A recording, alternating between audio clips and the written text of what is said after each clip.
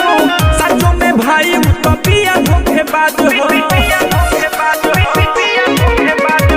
हमसे छुपौले रहे सारा मुराज हो, सचो में भाई पिया धोखेबाज। है सोची सोची पूरा हमार हलिया होता,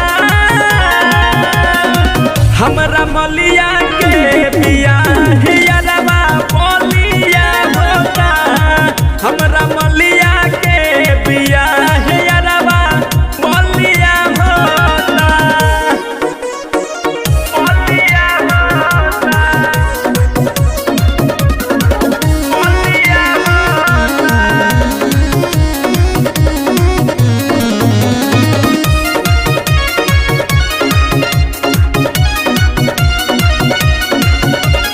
रात भर प्यार वाली बात बतिया में, कहे कि शादी करियो क्रिया धारा में। रात भर प्यार वाली बात बतिया में, कहे कि शादी करियो क्रिया धारा में। आज लागो तो हर बियर गलिया होता,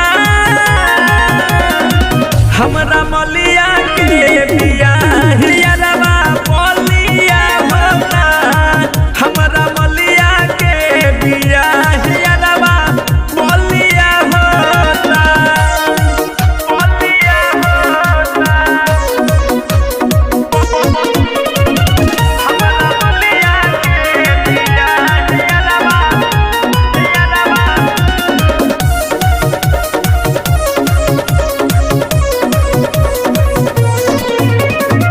कहे कि चंचल सब तू ही बड़ा खास हो, इहे सब बोली बोली कोई लोग टाइम पास हो।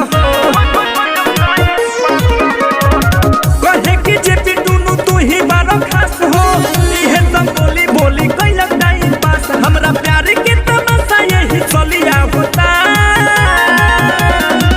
हमरा मलिया के बिया हियरवा बोलिया होता, हमरा मलिया के बिया हियरवा बोलिया होता।